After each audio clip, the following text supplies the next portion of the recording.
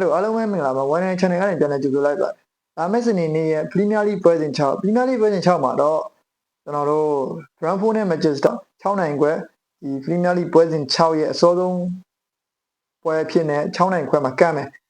Chelsea and Brighton. Christian Bale and Liverpool. The United and Bournemouth. Manchester City and Burnley Rogado. And yeah, Kuna, my Kanyame.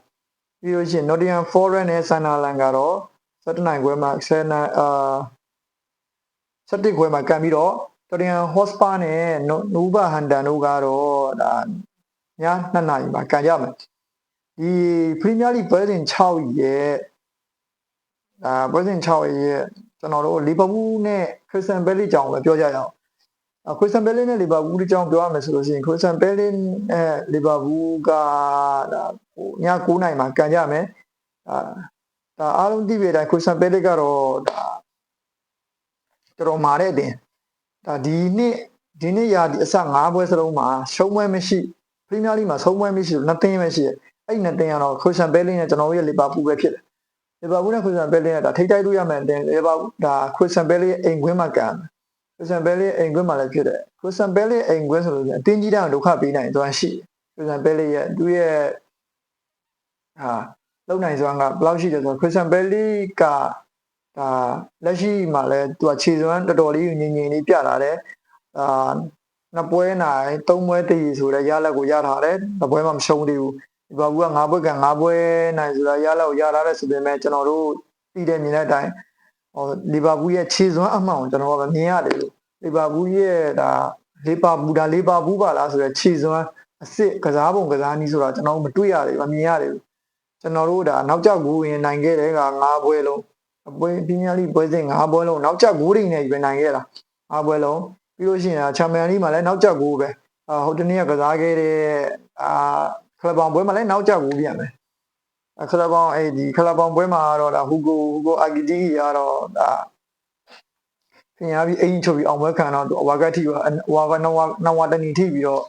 ဒါဒီနေ့ကံမဲ့ Premier League ပွဲကိုသွားပွဲပိတ်ခံရမယ်ပွဲပိတ်ခံရမယ်ဆိုတော့တေချာပေါက်တာကျွန်တော်တို့ဒါလူစင်းမှာဆို Alexander Isak နဲ့ပွဲထွက်လာ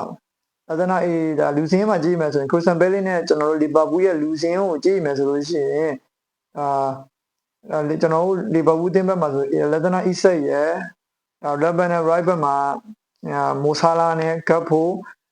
ကွင်းလယ်မှာဆိုလို့ရှိရင်ကျွန်တော်ဆာဘူဇလိုင်းကိုပဲ30ကျင်တယ်ဗျဆာဘူဇလိုင်းရဲ့မတ်ကာလီစတာရဲ့ကာဗန်ဘက်ရဲ့အပတ်တန်းမှာတော့ပြောင်းလဲမရှိကိုနာတီနဲ့ဗန်ဒိုက် right back မှာလည်းပြောင်းမယ်အဲဆိုရင်ကျွန်တော်တူတယောက်ရဲ့အမြင်အရဆိုရင်တော့ Florian Wirtz ကိုဒီပွဲမှာလုံးဝမသုံးသေးဘူး Florian Wirtz ကိုဒုတိယပိုင်းမှာ3မယ်ပွဲထွက်စီချင်းမှာပါလာပြီဆိုလို့ဆိုရင်ဒီ Florian Wirtz ကခြေစွမ်းနဲ့ကွင်းလင်းကိုသူအထိန်းချုပ်နိုင်စွမ်းတိတ်မရှိဘူးပွဲသူကတော့ဒါနောက်ပိုင်းတွေမှာကောင်းရင်ကောင်းလာနိုင်တယ်ပေါ့နော်နောက်ပိုင်းမှာကောင်းရင်ကောင်းလာတာအခုလောလောဆယ် Premier League 5ပွဲနဲ့ Champions League ပါဝင်ကန်ပြီးတော့Florian Wirtz ခြေစွမ်းဒုံရင်းပဲဒီseason တို့တွေမပါသေးဘူးနော်အခုဒီ Premier League နဲ့ဒါ Champions League တပွဲပါဝင်မယ်ကျွန်တော်ပြောသေးတာအားလုံးသိတဲ့အတိုင်းပဲ Florian Wirtz ကတိတ်မကြိုက်ဘူးတော်တော်များတိတ်မကြိုက်အဖေပြောတာလေပါဦးဖန်တော်တော်များတာ Premier Florian Wirtz ကိုတိတ်မကြိုက်ကြသေးဘူးAlexander Isak ကတော့ဒါဟိုတနေ့ကကလပ်ပေါင်းတဲ့ပွဲမှာသူ့ရဲ့လီဗာပူးပွဲစဉ်ပထမဆုံးပွဲဒါပထမဆုံးတွင်းကိုရရှိခဲ့တယ်တော့ယုံကြည်မှုတော်လေးရရှိနေတယ်ပြီးရင်ဒီစနေနေ့ညရဲ့ Crystal Palace နဲ့ပွဲမှာလည်း Alexander Isak ပါဝင်လာဖို့ရနိုင်အခိုင်အမာများတယ်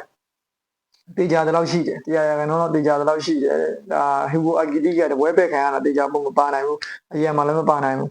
အဲဆိုတော့ကျွန်တော်တို့ဟိုတုံးတက်ကြည့်ရမယ်ဆိုလို့ရှိရင်လူစင်းကိုကြည့်ရမယ်ဆို Alexander Isak ဒါ striker မှာပါပြီးတော့ right back မှာ Salah left back မှာ Gakpo ကွင်းလယ်မှာဆိုလို့ရှိရင်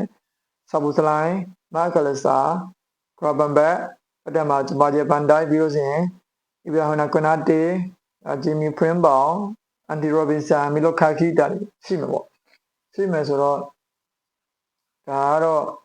Crystal Palace ဘက်မှာ Crystal Palace ဘက်ကြည့်မယ်ဆိုလို့ရှိရင်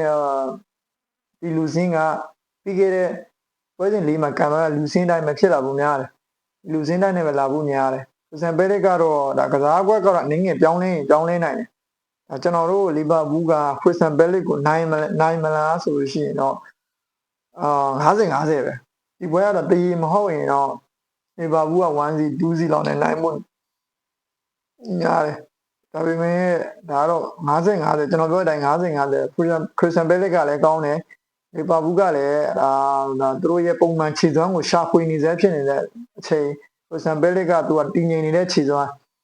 လူနာကလည်းမရှိဘူး injury ဖြစ်နေတဲ့လူကလည်းမရှိဘူးအဲဆိုတော့ခရစ်စတန်ဘဲလစ်နဲ့50-50တ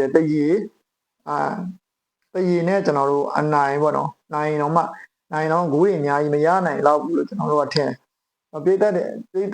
ကျွန်တော်ငယ်ချင်းတွေကတော့ဒီခရစ်စတန်ဘဲလစ်နဲ့လီဗာပူးမှာလီဗာပူးနိုင်ရ